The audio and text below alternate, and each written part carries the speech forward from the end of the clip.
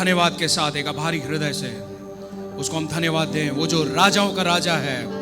आज जबकि विश्व भर में हम इस बात को मनाते हैं कि प्रभु यीशु किस प्रकार से यरूशलेम नगर में प्रवेश किया उन्होंने एक राजा के रूप में, उस बात को आज विश्व भर में ऑब्जर्व किया जाता है। आज के दिन हम भी चिल्लाकर कहें, होशाना यीशु मसीह को जो राजाओं का राजा है। हालेलुया। धन्य है वो जो प्रभु यीशु के नाम से आते हैं। आमीन। हालेलुया। तालियों का भेंट चढ़ाएं।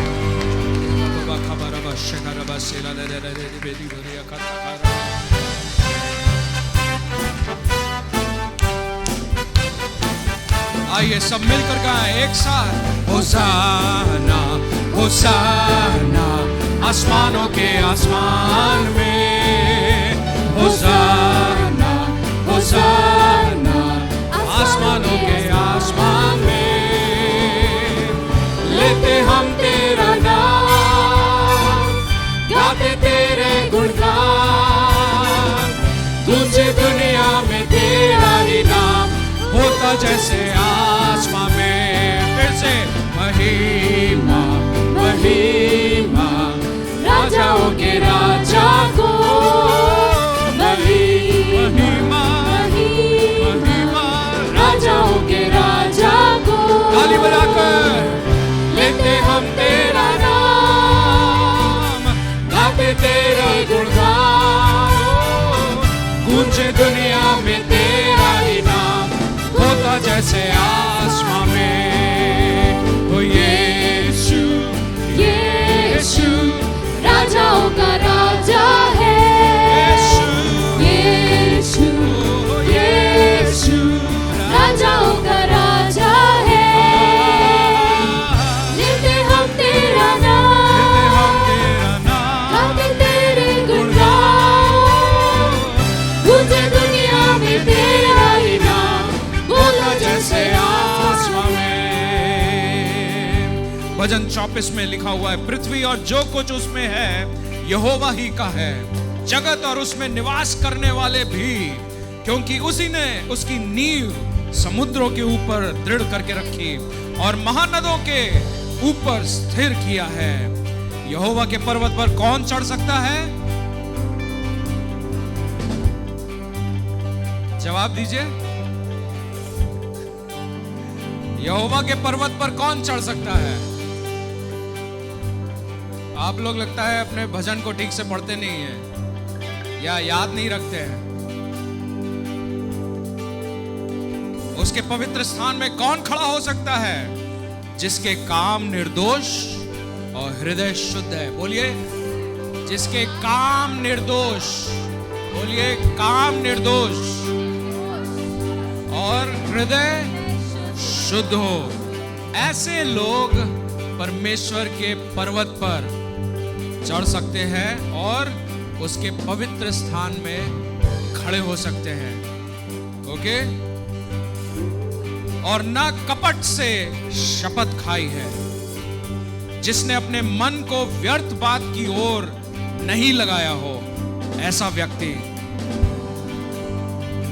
वह यहोवा की ओर से आशीष पाएगा और अपने उद्धार करने वाले परमेश्वर की ओर से धर्मी ठहरेगा। ऐसे ही लोग उसके खोजी हैं, वे तेरे दर्शन के खोजी याकूब वंशी हैं। हे फाटकों, अपने सिर ऊंचा करो, हे सनातन के द्वारों ऊंचे हो जाओ, क्योंकि प्रतापी राजा प्रवेश करेगा। वह प्रतापी राजा कौन है? परमेश्वर जो सामर्थी और पराक्रमी है, परमेश्वर जो युद्ध में पराक्रमी है। हे फाटकों, अपने सिर ऊंचा करो, हे सनातन के द्वारों तुम भी खुल जाओ, क्योंकि प्रतापी राजा प्रवेश करेगा। वह प्रतापी राजा कौन है? सेनाओं का यहोवा। बोलिए, सेनाओं का यहोवा वही प्रतापी राजा है। हालेलुया। ओ यीशु यीशु राजाओं का राजा है। यीशु यीशु राजाओं का राजा है। लेते हम तेरा नाम, गाते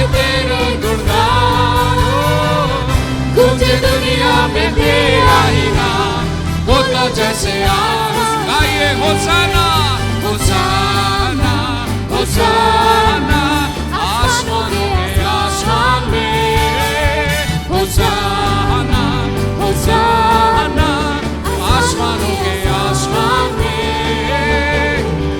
लेते हम तेरा नाम, गाते तेरे गुणगान, तुझे दुनिया में तेरा ही नाम होता जैसे आसमां में। लेते हम तेरा नाम, लेते हम तेरा नाम, गाते तेरे गुणगान, तुझे दुनिया में तेरा ही नाम होता जैसे आसमां में। गूंजे दुनिया में तेरा ही नाम होता जैसे आसमां में। गूंजे दुनिया में तेरा ही नाम होता जैसे आसमान में। Hallelujah hallelujah.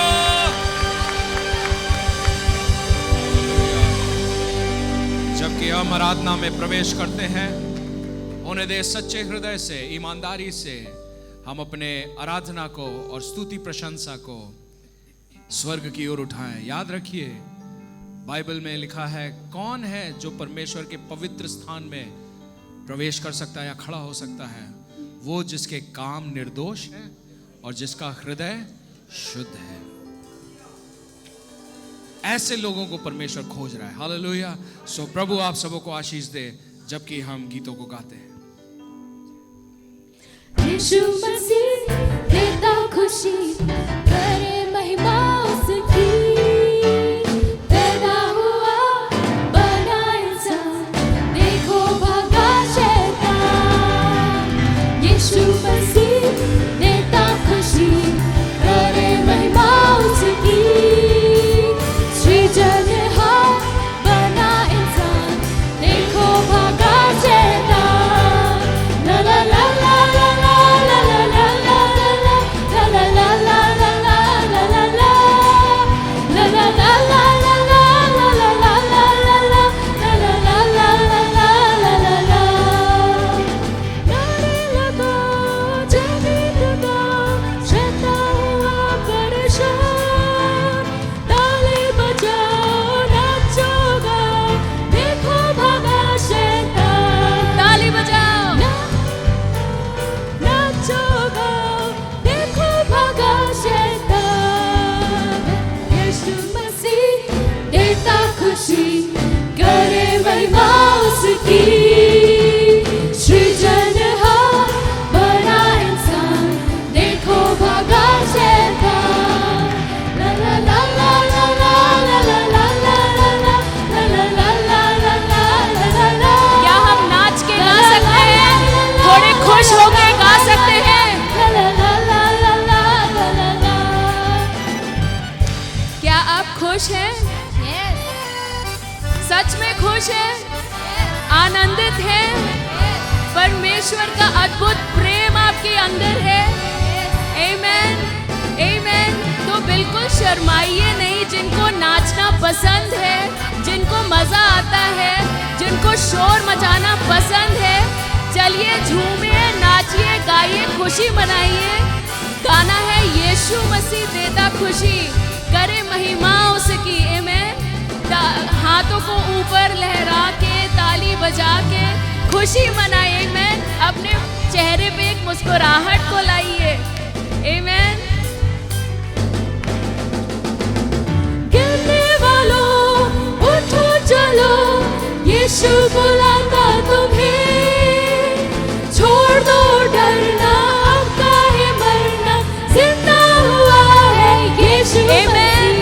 छोड़ दो डरना, अब काहे मरना, जिंदा हुआ है यीशु मसीह। यीशु मसीह देता खुशी, करे महिमा उसकी। सृजनहार बना इंसान, देखो भागा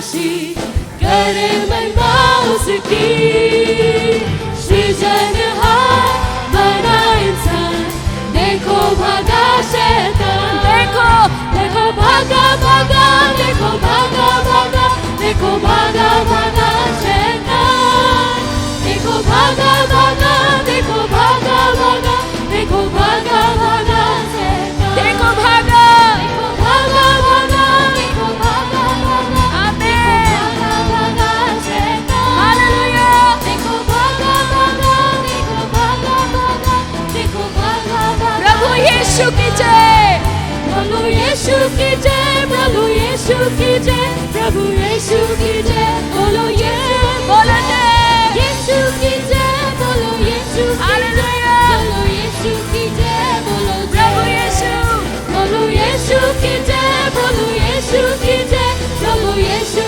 की जय, बोलो जय। सब लोग अपने हाथ उठाकर ऐसे करो, प्रभु यीशु की जय, बोलो यीशु, एक और बार, प्रभु यीशु की जय, प्रभु यीशु की जय, प्रभु यीशु की जय, बोलो जय, प्रभु यीशु की जय, प्रभु यीशु की जय, प्रभु यीशु की जय, बोलो जय, यीशु मसीह की, यीशु मसीह की, यीशु मसीह की, हालेलुया। एक ही योग्य परमेश्वर, आमीन, उसका नाम है, कौन है योग्य? यीशु मसीह। अरे थोड़ा जोर से बोलिए, कौन है योग्य? यीशु मसीह। आमीन आमीन।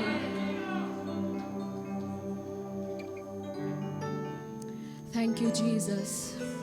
प्रभु, हम अपने आप को तेरे सामने लाते हैं और तेरे नाम को धन्य कहते हैं, एक धन्यवाद हृदय के साथ, जैसे हम आपके फाटकों पे प्रवेश किए हैं आनंद के साथ।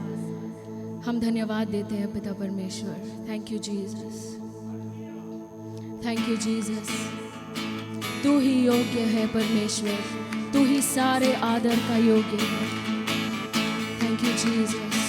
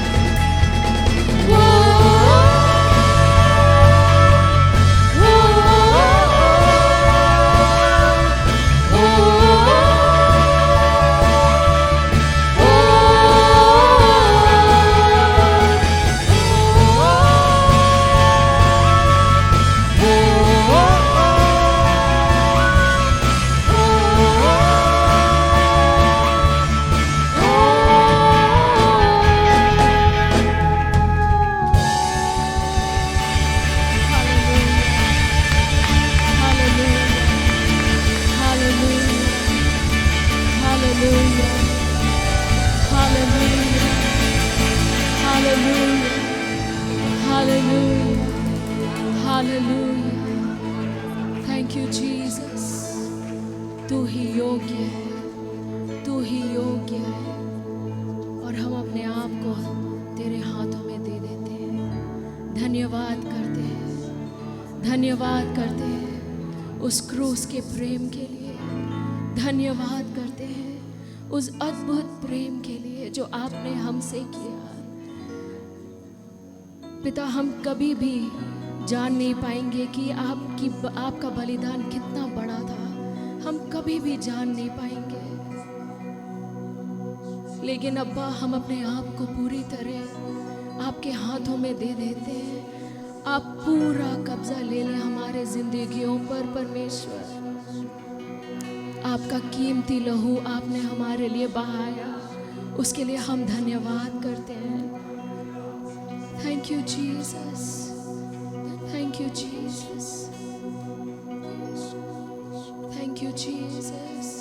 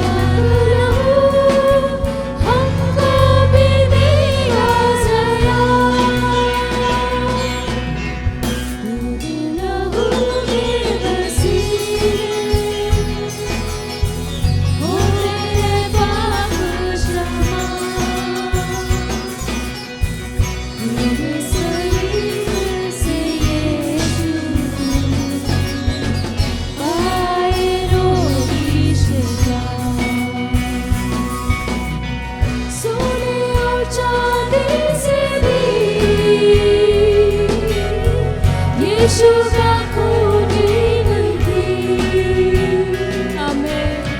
घोड़ों और रथों से भी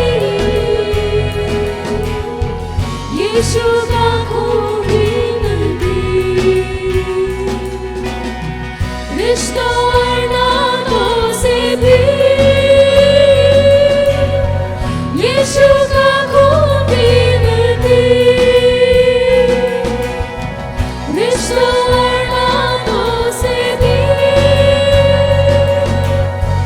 यीशु का खून गिनती। जिंदा लहू, जिंदा लहू, जिंदा लहू देता है हमको बना। जिंदा लहू, जिंदा लहू, जिंदा लहू, जिंदा लहू देता है हमको बना। आमेन। तेरे लहू के वसीले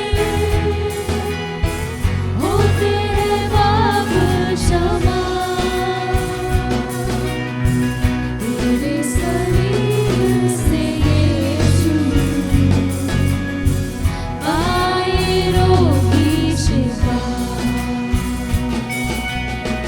तेरे लहू के वसीले होते हैं पाप क्षमा, तेरे शरीर से यीशु पाए रोगी शिफा। Thank you, Jesus. Thank you, Jesus. धन्यवाद यीशु, धन्यवाद यीशु, धन्यवाद यीशु, धन्यवाद यीशु, धन्यवाद यीशु। हालेलुया। धन्यवाद यीशु, धन्यवाद यीशु, धन्यवाद, धन्यवाद, धन्यवाद यीशु, यीशु, यीशु, यीशु, यीशु, यीशु। आपकी आवाज़ उठने पाए इस जगह पर, आपकी आवाज़, आपकी आराधना, आपकी स्तुति, आपका धन्यवाद उठने पाए आपके हृदय से। यीशु का वो अद्भुत प्रेम जिसने सारे बंधनों को तोड़ दिया, जिसने सारे बंधनों को तोड़ दिया, हर झगड़ों से आज़ाद कर दिया, छुटकारा दिया, जीवन दिया, जिंदगी दिया। हालेलुया। उद्धार दिया, अनंत जीवन दिया। धन्यवाद करते पिता परमेश्वर, तेरे नाम की जय, तेरे नाम की जय, तेरे नाम की जय। और तेरे नाम की हम घोषणा करते हैं परमेश्वर, तेरे नाम की घोषणा करते हैं परमेश्वर। हमारी हर परिस्थिति पर, हमारे घरों पर, हमारे परिवारों पर, हमारे हर उस परिस्थिति पर जो कोई ना जानता हो, हमारे हर बीमारी पर, हमारे हर वो बंधन पर यीशु मसीह के नाम की हम घोषणा करते हैं परमेश्वर। इस समय सब टूटने पाए यीशु मसीह के नाम से, यीशु मसीह के नाम से, यीशु मसीह के लहू से, यीशु मसीह के लहू से, यीशु मसीह का लहू। हालेलुया। यीशु का वो नाम, यीशु का वो नाम, वो सारे नामों से ऊंचा नाम, ऊंचा नाम। Hallelujah, hallelujah, hallelujah.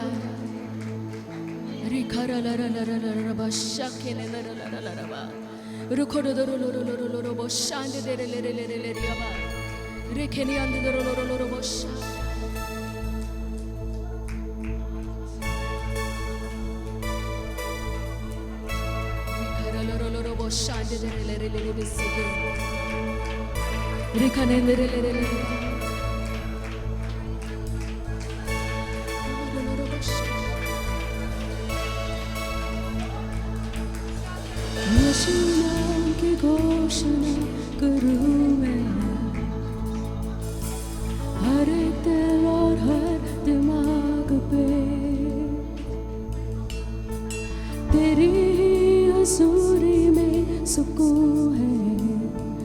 वो नाम है यीशु।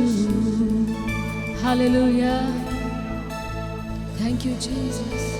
यीशु नाम की घोषणा करूं मैं, जब तक टूटे ना सारी लतें। करता हूँ आजादी का ऐलान मैं, वो नाम है यीशु। Thank you Jesus. तेरा नाम सामर्थी, तेरा नाम चंगाई, तेरा नाम है जीवन, तेरा नाम टूटे हर बंधन, कर दे सब रोशन आके सुबह।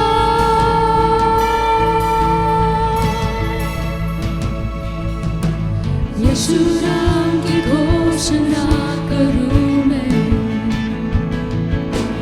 हर एक की चिंता और डर पर।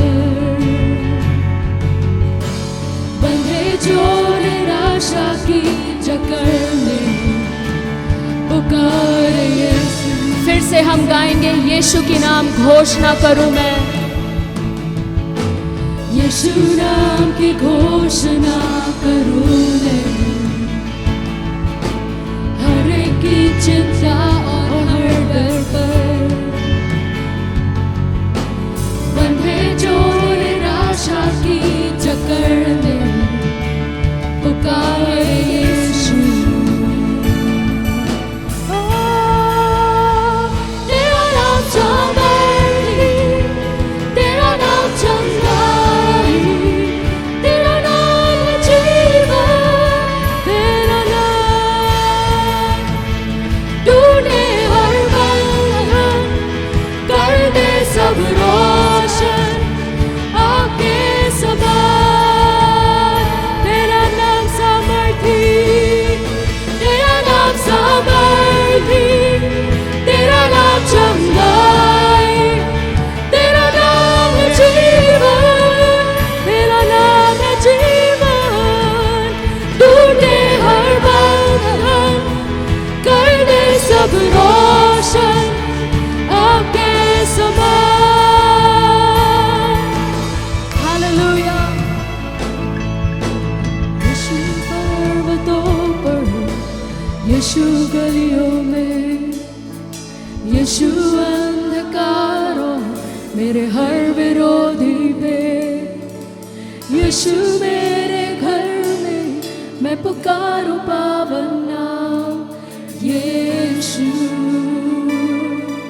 हालेलुया, यीशु का नाम घोषित करते हैं।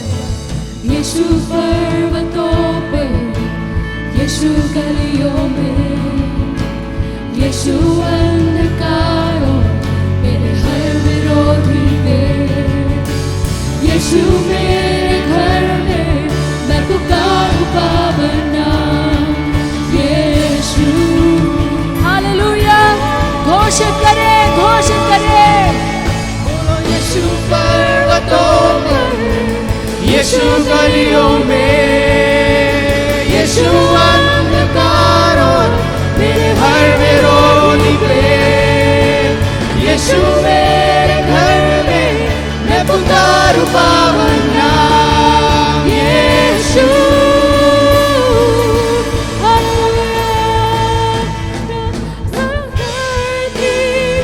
तेरा नाम चंगाई, तेरा नाम है जीवन, तेरा नाम टूटे हर बंधन, कर दे सब रोशन आके सवार। तेरा नाम सामर्थी, तेरा नाम सामर्थी, तेरा नाम चंगाई, तेरा नाम है जीवन। हालेलुया, यीशु यीशु यीशु। टूटे हर बंधन,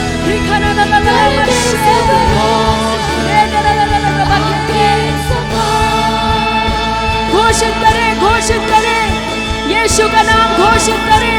हर उस बीमारी पर, हर उस बंधन पर, हर एक चीज पर यीशु यीशु का नाम घोषित करिए आपके सारे रिश्तों पर। यीशु का नाम घोषित करिए हर एक जिंदगी में, हर एक उस स्थान में यीशु का नाम घोषित करें। हालेलुया।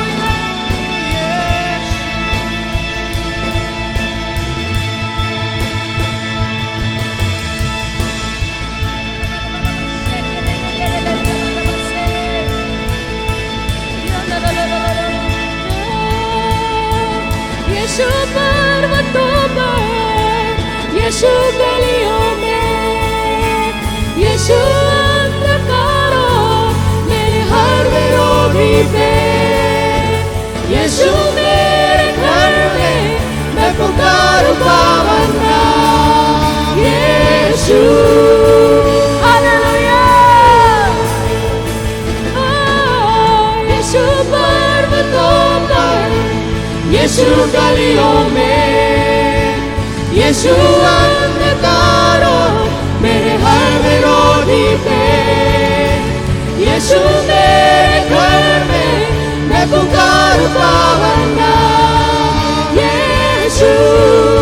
हालेलुया। यीशु पर्वतों पर तेरा नाम सामर्थी, तेरा नाम चंगाई, तेरा नाम है जीवन, तेरा नाम तूने हर बंधन कर दे सब रोशन आके समा।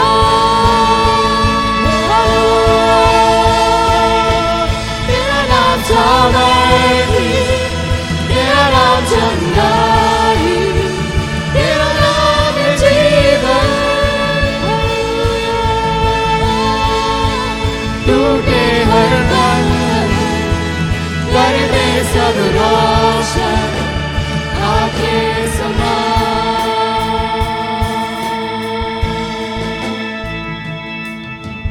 यीशु नाम में घोषणा करूं मैं, हर एक दिल और हर दिमाग पर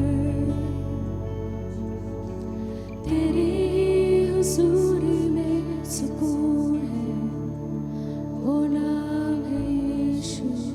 अपने हाथों को अपने दिल पे रखकर अपने आप को, अपने दिल को, अपने मन को सब यीशु के हाथों में समर्पित करें कि पवित्र आत्मा आप अपने नियंत्रण में हमारी जिंदगियों के, हमारे मनों को, हमारे दिलों को आप ले लीजिए। और हम आप ही का नाम पुकारते हैं और हम आप ही का नाम घोषित करते हैं अपने मनों पर, अपने हृदयों पर, अपने जिंदगियों पर।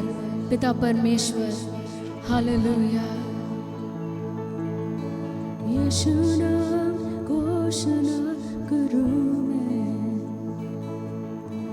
हर एक दिल और हर दिमाग पर तेरी हुजूरी में सुकून है, वो नाम है यीशु। तेरी ही हुजूरी में, तेरी ही हुजूरी में सुकून है, वो नाम है यीशु। तेरी ही हुजूरी में सुकून, तेरी ही हुजूरी में सुकून है, वो नाम है यीशु। Thank you Jesus, thank you Jesus, thank you Jesus, thank you Jesus। तेरी हुजूरी कितना मीठा है, तेरी हुजूरी कितना प्रेम से भरा हुआ है, तेरी हुजूरी कितने आनंद से भरा हुआ है, तेरी हुजूरी कितने अनुग्रह से भरा हुआ है, तेरी हुजूरी हालेलुया में ही हमारा जीवन है। तेरी हुजूरी, तेरी हुजूरी, आप और हम एक। प्रार्थना करते हैं कि हमारा और आपका मन एक हो जाए। Hallelujah. Hallelujah Hallelujah. Jesus. Hallelujah. लेकिन हमारा Hallelujah. लशेनिया दे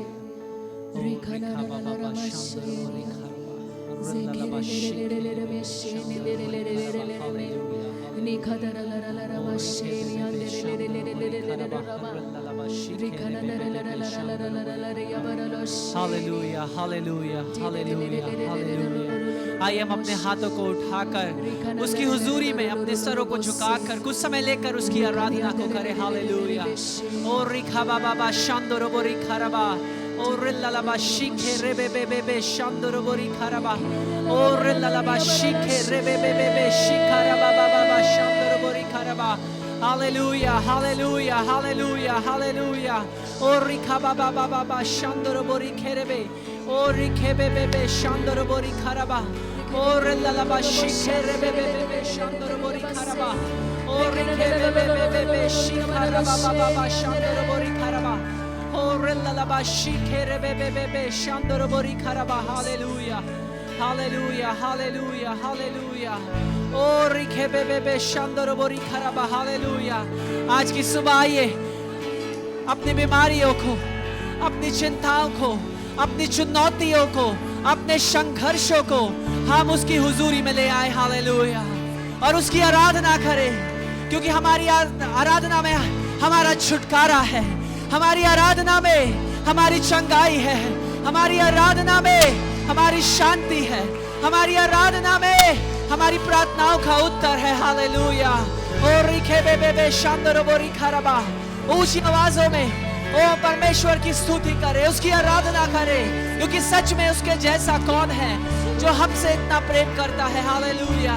ओ रिखा बाबा शांदोरो बोरी खरबा, ओ रिखे बेबे शांदोरो बोरी खरबा, ओ रिखे बेबे शिखे बेबे शांदोरो बोरी खरबा, ओ रिल्लाबा शिखे बेबे शिखरा बाबा शांदोरो बोरी खरबा, ओ रिल्लाबा शिखे बेबे शांदोरो बोरी खरबा। Hallelujah, hallelujah, hallelujah, hallelujah, hallelujah. ओ रिखा बाबा शिखे बेबे शांदोरो बोरी खरबा, ओ रिखे बेबे शिखरा बाबा शांदोरो बोरी खरबा, ओ रिल्लाबा शिखे बेबे शांदोरो बोरी खरबा। आराधना, आराधना। ओ हालेलुया, हालेलुया। ओ रिखे बेबे शिखरा बाबा शांदोरो बोरी खरबा, ओ रिल्लाबा शिखे बेबे शांदोरो बोरी खरबा, ओ रिखे बेबे शिखरा बाबा शांदोरो बोरी खरबा, ओ रिल्लाबा शिखे बेबे शांदोरो बोरी खरबा, ओ रिल्लाबा शिखे बेबे शांदोरो बोरी खरबा। Hallelujah, hallelujah, hallelujah, hallelujah. ओ रिखा बाबा शांदोरो बोरी खरबा, ओ रिल्लाबा शिखे बेबे शांदोरो बोरी खरबा, ओ रिल्लाबा शिखे बेबे शांदोरो बोरी खरबा। Hallelujah, hallelujah, hallelujah. ओ रिखे बेबे शांदोरो बोरी खरबा, ओ हालेलुया। ओ रिखे बेबे शांदोरो बोरी खरबा। परमेश्वर की हजूरी हमारे बीच में मौजूद है। हालेलुया।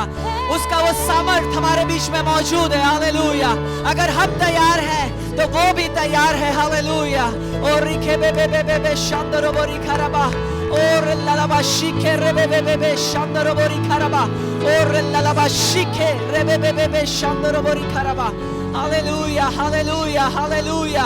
ओ रिखा बाबा शांदोरो बोरी खरबा। ओ यस लॉर्ड। हाँ प्रभु। ओ रिखे बेबे शांदोरो बोरी खरबा, ओ रिल्लाबा शिखे बेबे शांदोरो बोरी खरबा, ओ रिल्लाबा शिखे बेबे शांदोरो बोरी खरबा। Hallelujah, hallelujah, hallelujah. Oh yes. ओ रिखे बेबे शांदोरो बोरी खरबा। Hallelujah, hallelujah. Oh yes Lord. ओ रिखे बेबे शांदोरो बोरी खरबा। Hallelujah, hallelujah, hallelujah, hallelujah. ओ रिखे बेबे शांदोरो बोरी खरबा, ओ रिल्लाबा शिखे बेबे शांदोरो बोरी खरबा, ओ रिल्लाबा शिखे बेबे शांदोरो बोरी खरबा। Hallelujah, hallelujah, hallelujah, hallelujah. हो सकता है आज की सुबह पवित्र आत्मा आप में से कईयों से बात कर रहा है, आप में से कईयों को छू रहा है। हो सकता है वो पिछला हफ्ता हमारे अनुकूल नहीं गया, हो सकता है वो परेशानियां, वो निराशाएं लेकर हम परमेश्वर के भवन में आए थे, लेकिन आज की सुबह उसका आत्मा अपनी सेवा को हमारे बीच कर रहा है। हालेलुया। ओ रिखा बाबा बा शांदरो बोरी खराबा, ओ रिखे बेबे बे शांदरो बोरी खराबा, ओ रिल्ला बा शिखे रे बेबे बे शांदरो बोरी खराबा, ओ रिखे बेबे बे शिखो रोबो शांदरो बोरी खराबा। Hallelujah, hallelujah, hallelujah, hallelujah, hallelujah, hallelujah. ओ रिखे बेबे बे शिखरा बाबा बाबा शांदरो बोरी खराबा। Hallelujah, hallelujah. Oh yes, oh yes Lord, oh yes.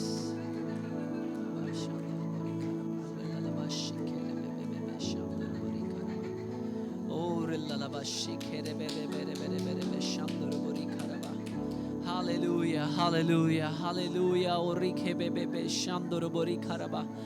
Orellalaba shikere bebe shandoro bori karaba. Orellalaba shikere bebe shandoro bori karaba. Hallelujah, hallelujah, hallelujah, hallelujah, hallelujah. प्रभु जी आज की सुबह हम अपने मुख से इस बात का अंगीकार करते हैं कि हमारे जीवनों में आपके जैसा कोई दूसरा नहीं, हमारे जीवनों में और कोई ऐसा है ही नहीं जो आपका स्थान हमारे जीवनों में ले ले। और इसलिए प्रभु जी आज की सुबह हम अपनी निराशाओं को, अपनी चुनौतियों को, अपने संघर्षों को, अपनी बीमारियों को आपके सम्मुख ले आते हैं प्रभु जी। और तेरे एक छू लेने भर से हमारा जीवन बदल जाएगा। और इसलिए प्रभु जी आज की सुबह ये मेरी प्रार्थना है, आपके लोग जब आपकी हुजूरी, आपकी उपस्थिति में मौजूद हैं, प्रभु जी होने दे आपका सामर्थ्य उनके जीवनों में अपने काम को करने पाए। होने दे पवित्र आत्मा आज की सुबह आप उनके बीच अपनी सेवा को करिए। होने दीजिए उनसे आप बात करिए प्रभु जी, और होने दीजिए आपका पवित्र आत्मा एक बड़ी बेदारी को उनके जीवन में शुरू करने पाए। धन्यवाद करते हैं आपकी सामर्थ्य उपस्थिति के लिए जो हमारे बीच मौजूद है। आदर और महिमा आप ही को देते हैं प्रभु यीशु के नाम में इस विनती को मांगते हैं, आमीन। क्या हम एक उसका 12वां अध्याय और 12वें वचन से मैं पढ़ने जा रहा हूं।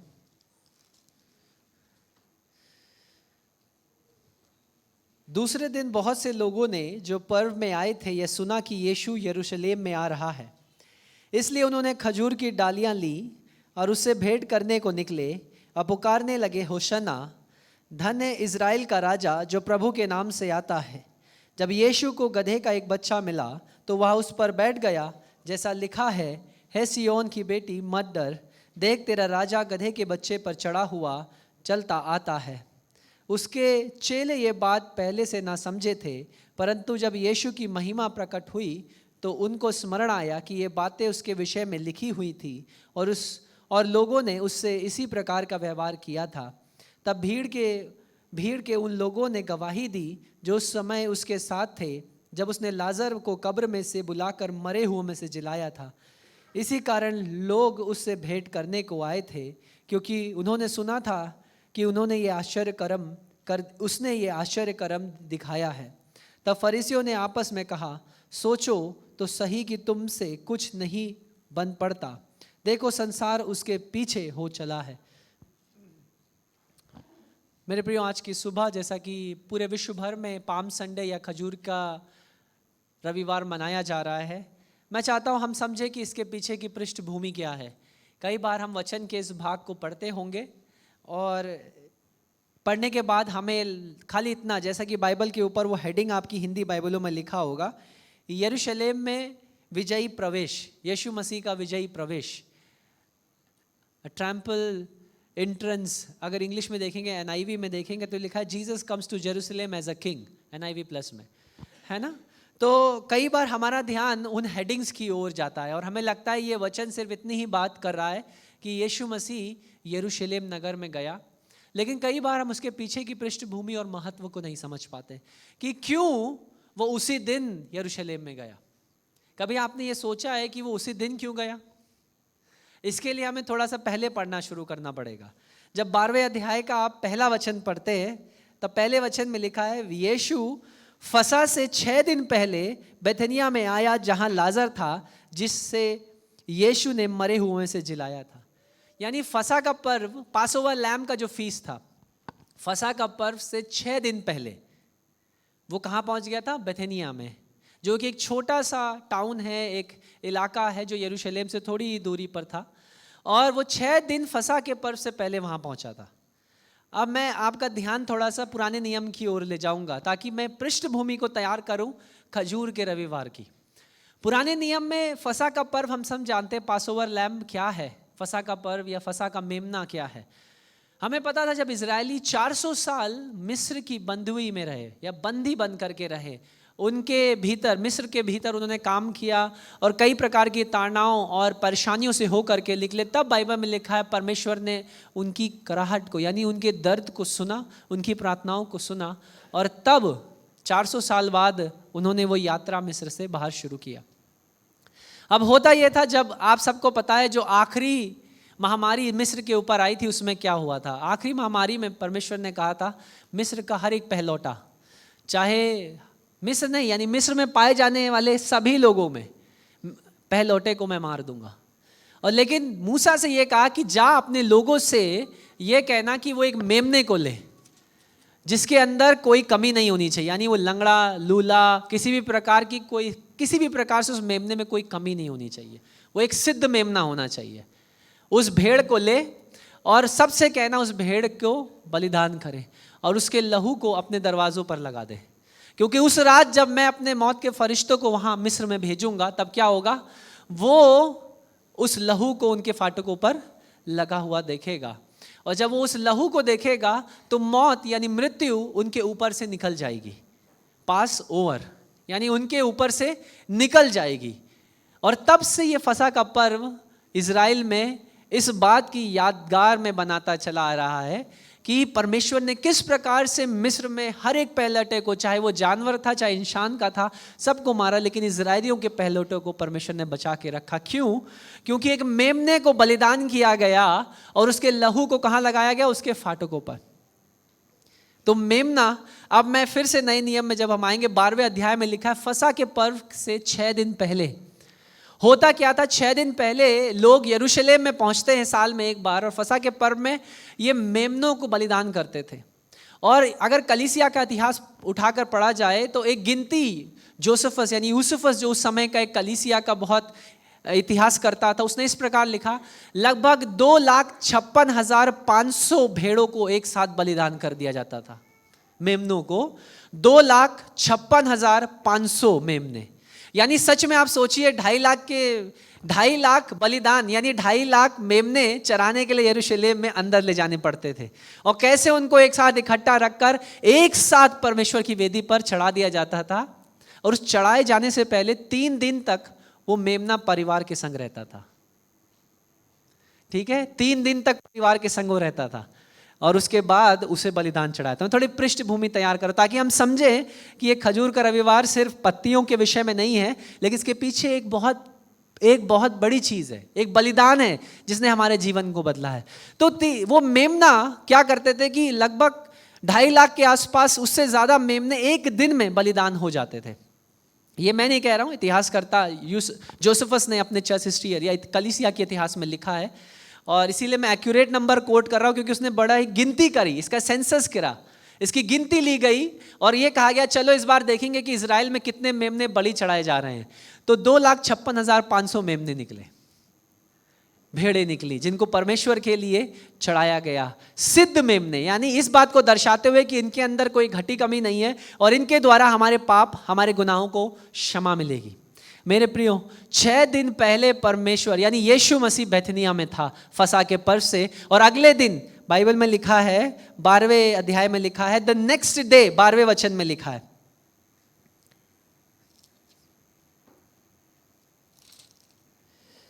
दूसरे दिन बहुत से लोग जो पर्व में आए थे यानी 6 दिन पहले वो बैतनिया में था, उसके अगले ही दिन 5 दिन और बचे हैं, वो कहाँ पहुंच गया? अगले ही दिन जब लोगों को ये पता चला कि ये वही यीशु मसीह है जिसने मरे हुए को जिला दिया, यानी लाजरस को जिलाया, वो कहाँ पहुंचे? यरूशलेम में। वो पहले से यरूशलेम में थे, लेकिन वो देखना चाहते थे इस यीशु मसीह को, क्योंकि उन्होंने सुना था। अब हमें ये समझना है कि ये पत्तियों का क्या मायने हैं। ये जो हम खजूर की डालियां लेकर के आते हैं, इनके पीछे क्या संदर्भ है? लगभग 165 बीसी में,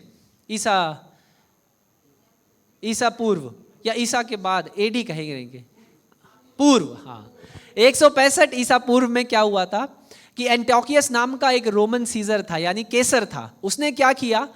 यरूशलेम में जाकर मंदिर को दूषित किया, मंदिर को तोड़ा और वेदी पर जो चीज़ें उसने बलिदान नहीं लिखा यहूदियों के लिए करनी चाहिए थी, यानी सूअर का बलिदान किया, वेदी को दूषित किया, मंदिर को तोड़ दिया।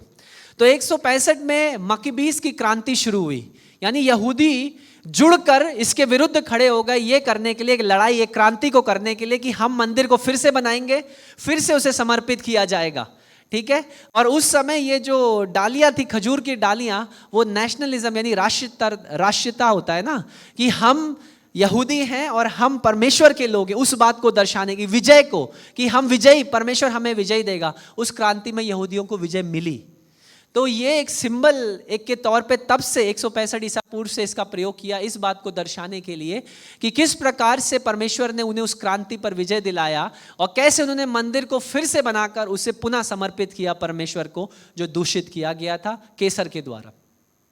मेरे प्रियो, आज की सुबह मैं चाहता हूं कि हमें इस बात को समझना है कि वो मेमना ये जानते हुए कि फसह का पर्व निकट है, उसने वही दिन क्यों चुना वहां जाने के लिए? क्योंकि वो इस बात को दिखाना चाहता था कि अब इन 2.5 लाख 3 लाख मेमनों की आवश्यकता नहीं है, लेकिन अब एक सिद्ध मेमना जो कि मंदिर में यरूशलेम में पहुंच रहा है, उस स्थान में पहुंच रहा है जहां पर उस समय परमेश्वर की उपस्थिति को माना जाता था, इसका एक बलिदान सारी मानव जाति के पापों को माफ कर देगा। हालेलुया।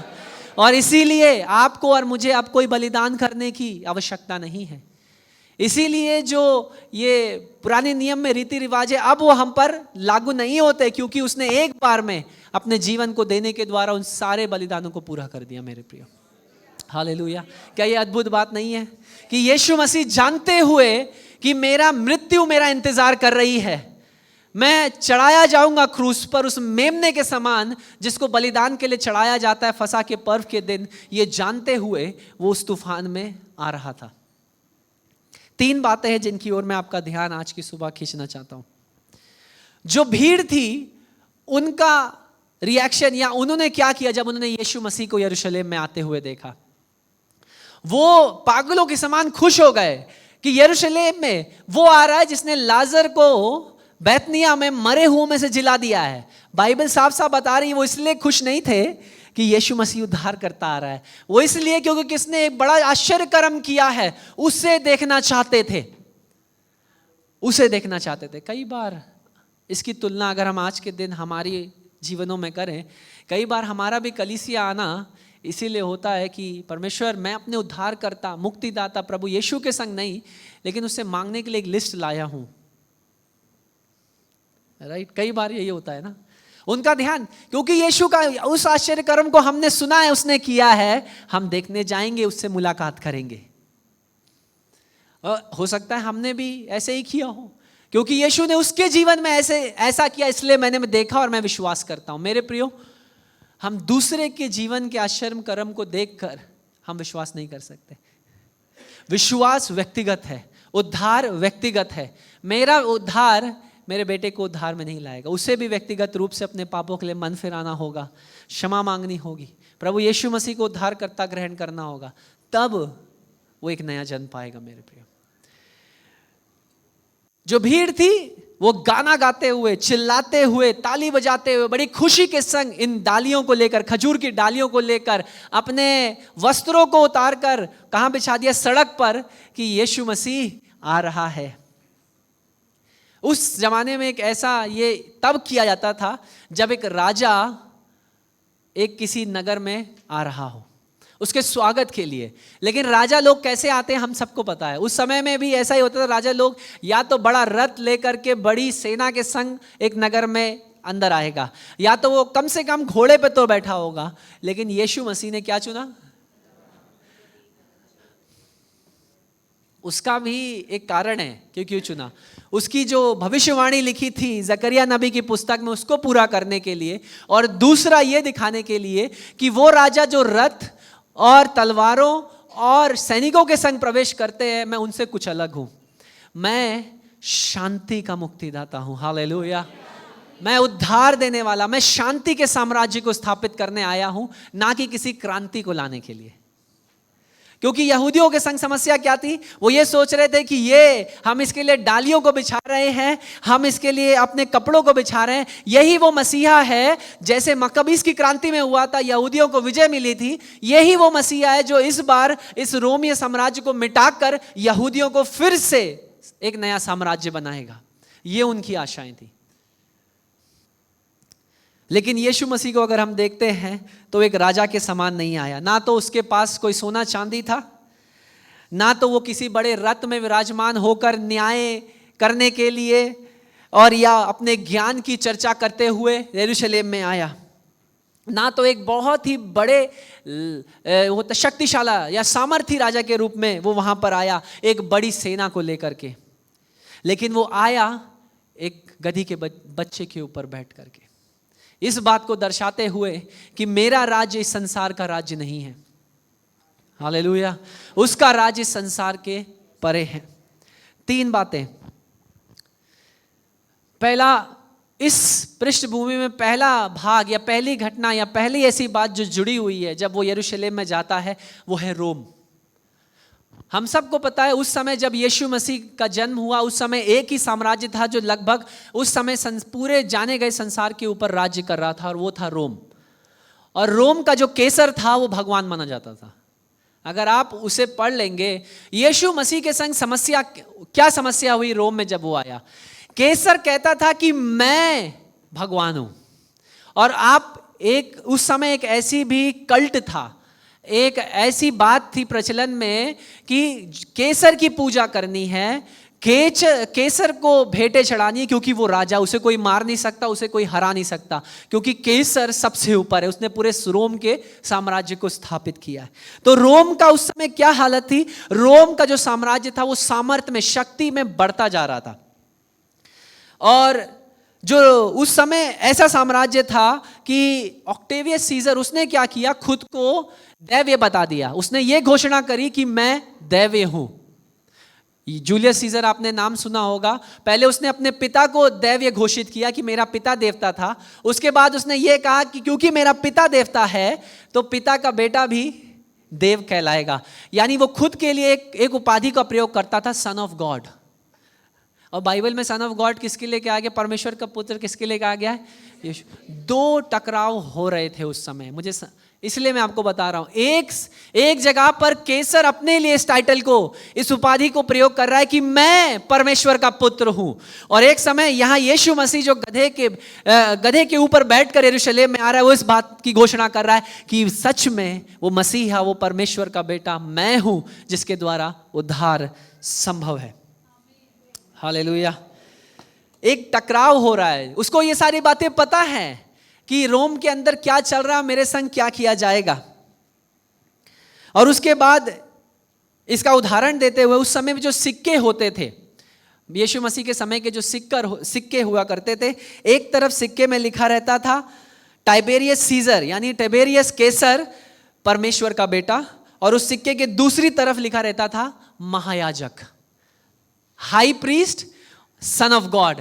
बोथ द टाइटल्स, दोनों ही उपाधियां परमेश्वर प्रभु यीशु मसीह के लिए हैं, और दोनों ही टाइटल केसर अपने लिए यूज कर रहा है उस सिक्के पर। तभी आपको याद होगा जब परमेश्वर, इसके बाद की जो 13वें अध्याय में जो कहानी हो रही है, हर अध्याय जुड़ा हुआ है। 13वें अध्याय में फरीसी यीशु मसीह को की परीक्षा लेने के लिए उसके पास आते हैं और कहते हैं क्या हम केसर का जो है उसे दें या ना दें, टैक्स, चुंगी। तो परमेश्वर क्या कहता है? यीशु मसीह का रिप्लाई क्या था? उत्तर, जो केसर का है वो केसर को दो, और जो मेरा है वो मुझे दो। हालेलुया। यानी ये सिक्का केसर का हो सकता है, लेकिन उपाधियां, ये टाइटल मेरी है। हालेलुया। ये परमेश्वर का बेटा मैं हूं और परमेश्वर महायाजक मैं हूं, जो तुम्हारे लिए परमेश्वर से प्रार्थना को, विनती को करेगा, और मेरे लहू के बहाए जाने के द्वारा तुम अपने उद्धार को पाओगे। इसलिए मुझे अपना जीवन दे दो। हालेलुया। अब आपको समझ में कहानियां क्यों जुड़ी हुई हैं, क्यों सिक्का बीच में आ रहा है? क्योंकि सिक्के उस समय में एक तरफ कैसर का नाम लिखा है सन ऑफ गॉड, यानी परमेश्वर का पुत्र, और दूसरी तरफ सिक्के के लिखा है महायाजक।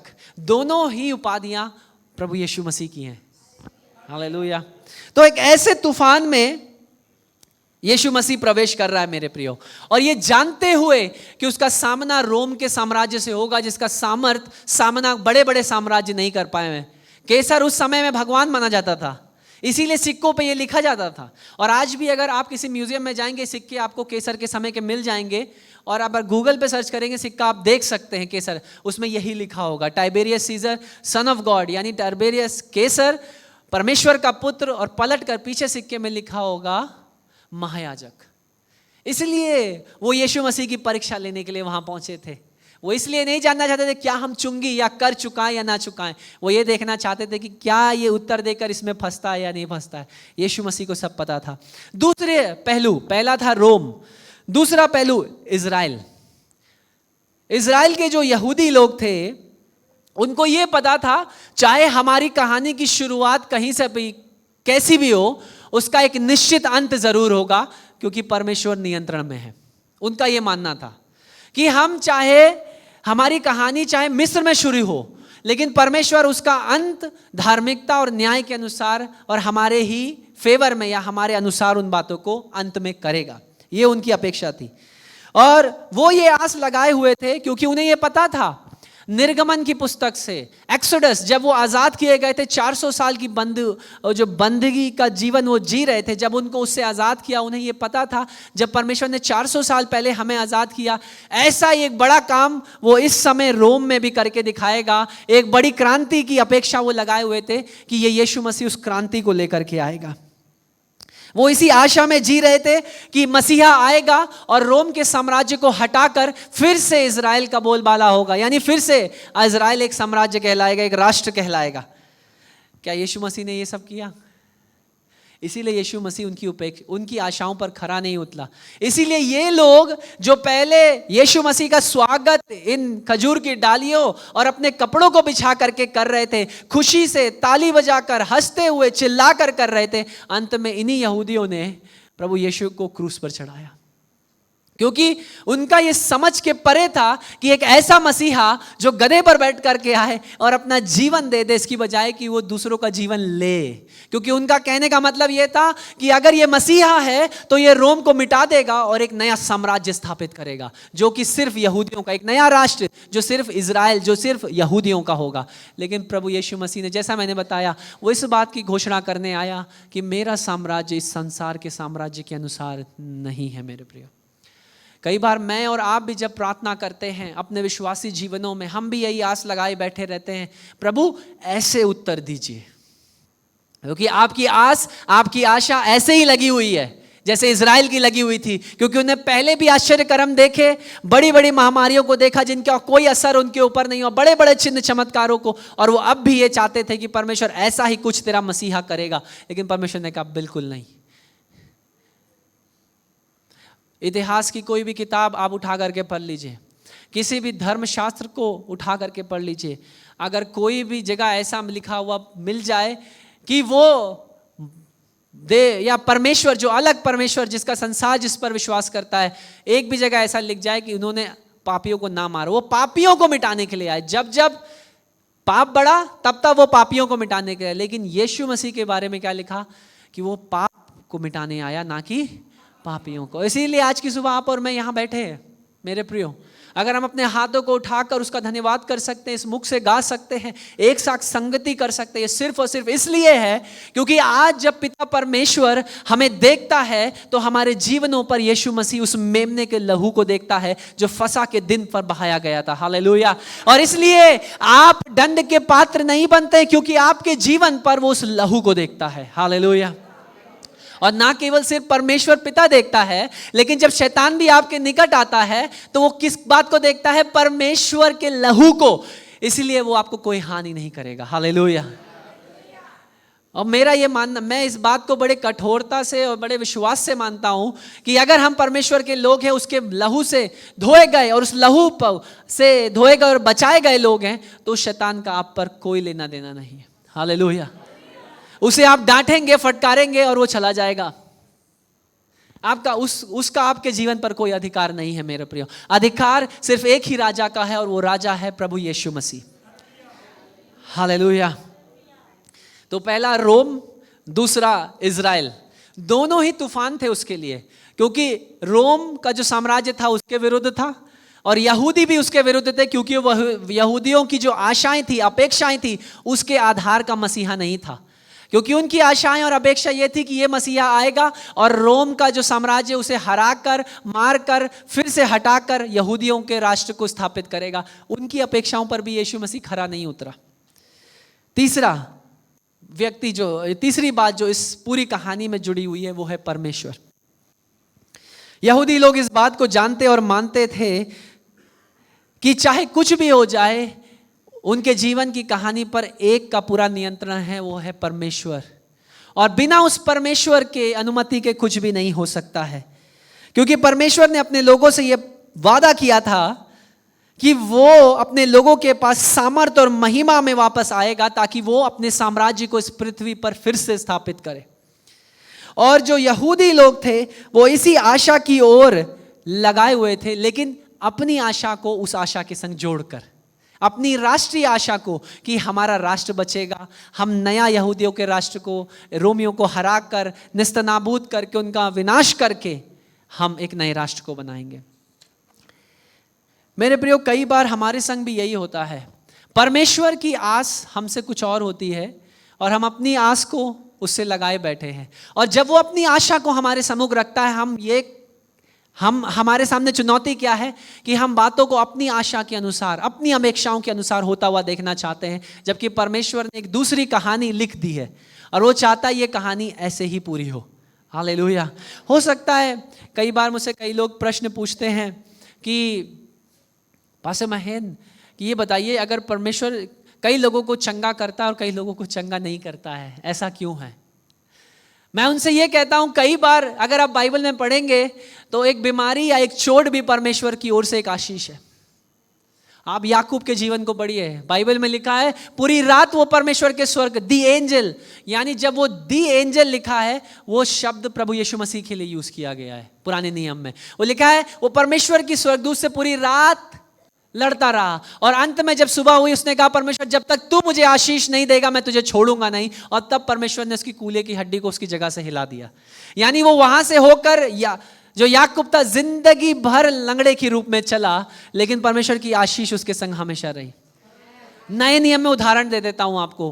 पौलुस पहले कुरिन्थियों की पत्री में 11वें अध्याय में लिखता है कि परमेश्वर से मैंने 3 बार इस प्रार्थना को किया कि इस कांटे को मुझसे निकाल। वो बात कर रहा है अपनी कठिनाइयों के, अपने सताव के विषय में, किन बातों से होकर के वो निकला, और उसी बात को आगे बढ़ाते हुए कहता है 3 बार मैंने परमेश्वर से प्रार्थना किया और परमेश्वर ने मुझसे कहा मेरा अनुग्रह तेरे लिए काफी है।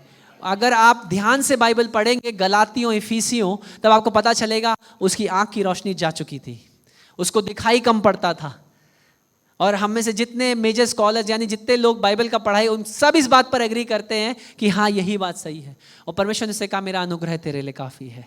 इसीलिए उसकी बहुत सी पत्रियां कई सहायक लेखक उसके संग है। सिलास, बारनबस, रोमियो की पत्री तरतियुस ने लिखी है, उसने डिक्टेट करी है, उसने बोला है, लेकिन लिखने वाला कोई और है, क्योंकि उसकी आंखों की रोशनी जा चुकी है। तो कई बार मेरे प्रियो, उसकी आंखों की रोशनी जा चुकी थी लेकिन उसका दर्शन नहीं गया। हालेलुया। हो सकता है आपके पास आंखों की रोशनी ना हो, लेकिन धन्य आपके पास एक दर्शन है। हालेलुया। क्योंकि दर्शन आपसे जिसके पास दर्शन नहीं है, बाइबल में लिखा है पीपल विदाउट विजन पेरिश, जिनके पास दर्शन नहीं है उनका नाश हो जाएगा। हमारे पास आंखें हैं। मेरा प्रार्थना आज की सुबह परमेश्वर का दर्शन भी हमारे पास होना जरूरी है। हालेलुया। इसलिए मेरे प्रियो, उनका यह मानना था कि परमेश्वर कुछ तो करेगा और इस अपने राज्य को, अपने साम्राज्य को फिर से स्थापित करेगा, और स्पेशली एक ऐसे साम्राज्य में जहां पर खुद केसर अपने आप को भगवान मानता है, जहां पर खुद केसर की पूजा करी जाती है। लेकिन परमेश्वर ने ना तो यहूदियों के अनुसार या उनकी अपेक्षा या उनकी आशा अनुसार काम किया, और रोम का जो विश्वास था या रोम के लोगों का जो केसर, उसके विरुद्ध उसकी ये घोषणा थी, परमेश्वर का पुत्र मैं हूं। यूहन्ना की पत्री आप पढ़िए, 7 बार वो 7 ऐसी उपाधियों को अपने लिए बोलता है जो यहोवा के लिए हैं, यहोवा परमेश्वर के लिए है। मैं जीवन की रोटी हूं, मैं सच्चा चरवाहा हूं। ये 7 बार ऐसी बातें हैं जो वो अपने लिए कहता है। मेरे प्रियो, अगर मैं ख़त्म करने जा रहा हूं क्योंकि समय कम है और मैं इसमें आगे नहीं बढ़ना चाहता। हम इस खजूर के रविवार से क्या सीख सकते, इस कहानी से पूरा क्या सीखते हैं? हमें ये सीखना है कि हमारा फसा का मेमना खुद प्रभु यीशु मसीह बन गया। हालेलुया। उसका सिर्फ उसी दिन आना कोई गलती नहीं थी, लेकिन एक योजना थी, क्योंकि 6 दिन फसा का पर्व से पहले वो बैतनिय्याह और 5वें दिन यरूशलेम में प्रवेश किया। 3 दिन तक मेमने को अपने परिवार के संग, जिस परिवार उसको बलिदान करता था उसके संग रहना था, फिर उसका बलिदान किया गया। मेरे प्रियो, सारे घटनाक्रम की योजना परमेश्वर पिता बना चुका था, और अब इस मेमने के लहू के द्वारा आप और मैं शुद्ध किए जाते। इसीलिए आपको और मुझे कोई बलिदान करने की आवश्यकता नहीं है। इससे हम क्या सीख सकते हैं? पहली चीज, ये बाइबल का ये पृष्ठभूमि, ये कहानी हमें ये सिखाती है, हम भी सांस्कृतिक रीति से कई सारे दबावों के नीचे हैं। संसार कहता है ये करो, क्योंकि संसार कहता है मेरे अनुसार जियो, और क्योंकि केसर कह रहा था मैं परमेश्वर का बेटा हूं, मैं महायाजक हूं, मेरे अनुसार मेरी आराधना करो, मेरे अनुसार जियो। आज के दिन यही हो रहा है। संसार कहता है कि आप मेरे अनुसार जिएंगे, मेरे कानून मेरी व्यवस्था के अनुसार जिएंगे तो सब बढ़िया है। अगर ऐसा नहीं करेंगे तो आपका स्वागत नहीं है। हम भी एक ऐसे सांस्कृतिक दबाव में रह रहे हैं। आप सबको पता है मैं क्या बात कर रहा हूं, क्योंकि ये लाइव है इसलिए मैं ज़्यादा बता नहीं सकता हूं। लेकिन हम एक ऐसे सांस्कृतिक दबाव में अपने देश के भीतर हैं कि हम खुलकर कुछ नहीं कर सकते, लेकिन जो लोग हैं वो ये कहते हैं हमारे अनुसार करना पड़ेगा। ऐसे एक दबाव में हमें। दूसरा, हमारी भी आशाएं और अपेक्षाएं परमेश्वर से लगी हैं कि परमेश्वर कब तू इस राजा की गद्दी को हिलाएगा, कब तू इसे सिंहासन से निकाल कर बाहर फेंकेगा। क्या पता परमेश्वर की ये योजना हो ही ना, क्योंकि जब जब कलीसिया पर सताव आया तब तब कलीसिया बढ़ती चली गई। हालेलुया। जब जब कलीसिया के लोगों या विश्वासियों या दासों का खून बहाया गया, वो खून की एक एक बूंद कलीसिया के बीच बनती चली गई। और हो सकता है अभी इस नए एक समय में परमेश्वर एक नई बेदारी को इसी रीति से तैयार कर रहा है। हालेलुया। और इसलिए जब वो यीशु मसीह एक क्रांति, एक बेदारी को नए रूप से लेकर के यरूशलेम के भीतर आया, मेरा प्रार्थना है आने वाले गुड फ्राइडे के दिन, जो भला शुक्रवार जिसे हम कहते हैं, हम इस बात को समझते हुए अंदर आए कि उस गुड फ्राइडे के दिन हुआ क्या था। ये मेमना जो यरूशलेम में प्रवेश किया, वो गुड फ्राइडे के दिन क्रूस पर चढ़ा दिया गया। ये कहानी जो यहाँ मैंने आज शुरू करी है, इसका अंत बृहस्पति को ऊपरी कोठरी में उसने आखिरी बार अपने चेलों के संग इस मेज पर सहभागिता करी, और शुक्रवार के दिन वो उस क्रूस पर चढ़ा दिया गया। इसका अंत उस शुक्रवार के दिन होगा, और उसके बाद रविवार, पुनरुत्थान के रविवार के दिन वो फिर से मरे हुओं में से जी उठेगा। हालेलुया। क्योंकि वो ऐसा परमेश्वर है जो सिर्फ पापियों के लिए मरा नहीं, लेकिन मरे हुओं में से जी उठा। हालेलुया। और हमारी आशा क्या है? सिर्फ जी नहीं उठा, लेकिन वो 120 लोगों से भी ज्यादा को दिखाई दिया, उसका स्वर्गारोहण हुआ और वो दोबारा वापस आ रहा है। हालेलुया। किसके लिए वापस आ रहा है? अपने लोगों को लेने के लिए। हालेलुया। किस लिए? ताकि एक नए पृथ्वी, एक नए साम्राज्य की स्थापना करे, वो साम्राज्य जो सुख और शांति का साम्राज्य हो। हालेलुया। और इसलिए मेरे प्रियो, हम इस खजूर के रविवार को समझें इसका महत्व क्या है। वो फसह का मेमना जो हमारे लिए बलिदान हुआ। हालेलुया। आइए हम सब अपने स्थानों पर खड़े हो जाएं आज की सुबह, और जैसे हम खुद को आने वाले हफ्ते में तैयार करेंगे ऊपरी कोठरी की सभा के लिए, जब प्रभु यीशु मसीह ने अपने चेलों के संग आखिरी बार उस रोटी को तोड़ा और शुक्रवार के दिन वो उस क्रूस पर चढ़ाया गया, मेरी प्रार्थना यही है इस आने वाले बचे हुए दिनों में, इस हफ्ते की शुरुआत जब हो चुकी है, आप बड़ी प्रार्थना और तैयारी के संग इन सभाओं में भाग लें, इस बात को समझते हुए कि वो फसह का मेमना हमारे लिए बना। Hallelujah, hallelujah. सारे पाप उसने अपने ऊपर ले लिया, हमारे पाप, और यहाँ तक कि परमेश्वर पिता ने भी उसको अपना मुख उससे फेर लिया। क्या इससे ज्यादा कुछ हो सकता है? एक बात जिसको वो नहीं चाहता था वो यही थी, उसने कहा परमेश्वर तूने भी, वो पिता से अलग नहीं होना चाहता, लेकिन उस क्षण जब वो पूरे संसार, पूरी मानव जाति को, अपने पाप को अपने ऊपर लिए हुआ था, पिता को भी उससे अपना मुख फेरना पड़ा। मेरे प्रियो, इसलिए हम उस गुड फ्राइडे को गुड इसलिए कहते हैं क्योंकि ये फसह का मेमना हमारे लिए अपने बलिदान किया। हालेलुया।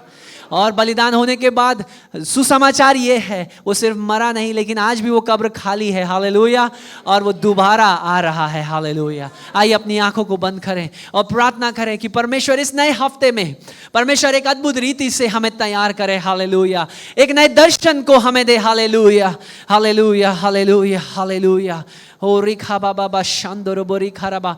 हो सकता है हम भी अपने जीवन के तूफानों की यात्राओं में प्रवेश कर रहे हैं। हो सकता है हम लोगों की अपेक्षाओं पर खरा नहीं उतरते, आशाओं पर खरा नहीं उतरते। संसार हमारे विरुद्ध हमको अपने अनुसार जीने को कहता है, लेकिन हम संसार के सदृश नहीं जी सकते। आइए हम प्रार्थना करें, हे परमेश्वर हमारी सहायता कर, ताकि इन सारी बातों के बीच परमेश्वर आप नियंत्रण में हमारे जीवन के हो जाएं। Hallelujah, hallelujah. प्रभु जी, आज की सुबह हम धन्यवाद करते हैं आपके वचन के लिए, और धन्यवाद करते हैं उस महान बलिदान के लिए कि आप खुद, क्योंकि जिस प्रकार यूहन्ना रचित सुसमाचार 3 अध्याय 16वें वचन में लिखा है, आपने जगत से ऐसा प्रेम किया कि अपने पुत्र यीशु मसीह को दे दिया। हालेलुया। जो हमारे लिए फसह का मेमना बन गया, कि अब मृत्यु के ऊपर उसने अपनी जान देकर अपने बलिदान के द्वारा विजय पाली। हालेलुया। अब मृत्यु का कोई डंक हमारे विरुद्ध काम नहीं कर सकता। हालेलुया। पाप हमारे विरुद्ध काम नहीं कर सकता जब यीशु मसीह के अनुसार हम जी रहे हैं। हालेलुया। आइए अपने जीवनों को उसे फिर से समर्पित करें।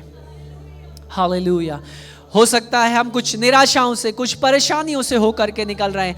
आज की सुबह हम उन बातों को परमेश्वर को सौंप दें, और जिस प्रकार वो एक राजा के रूप में एक शांति की घोषणा करते हुए, एक नए साम्राज्य की घोषणा करते हुए यरूशलेम में गया, मेरा प्रार्थना है वो हमारे दिलों में अपनी शांति को भर दे। Hallelujah, hallelujah, hallelujah, hallelujah.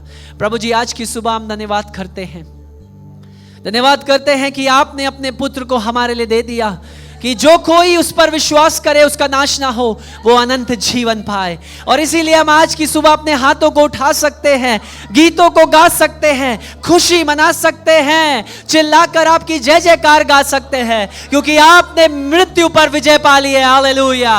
और आप दोबारा आ रहे हैं। हालेलुया। और हम उस आशा की ओर अपनी अपेक्षा को रखेंगे। हालेलुया। प्रभु जी, होने दे आज की सुबह आप अपने लोगों के संग संग आपका उपस्थिति जाने पाए। इस नए हफ्ते में आपका पवित्र आत्मा उनसे बात करे, और आपका अनुग्रह एक नए और सामर्थ्य रीति से उनके जीवन में प्रकट होने पाए। धन्यवाद करते हैं, आदर और महिमा आप ही को देते हैं। प्रभु यीशु के नाम में इस विनती को मांगते हैं। आमीन।